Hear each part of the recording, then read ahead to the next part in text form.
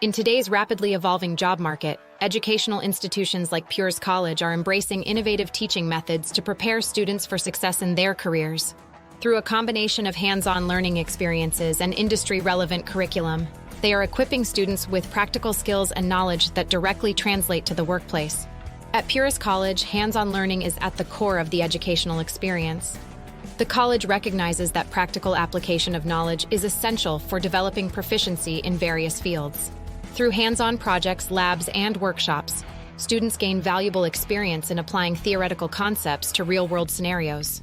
Pure's College's commitment to industry relevance is reflected in its curriculum design. The college collaborates closely with industry professionals and employers to ensure that course content remains current and aligned with market demands. One of the innovative teaching methods employed by Pure's College is project-based learning, PBL. In PBL, students collaborate on real-world projects that require critical thinking, creativity, and problem-solving skills. Another effective teaching method utilized by the college is simulation exercises. Through simulations, students can immerse themselves in realistic scenarios relevant to their field of study.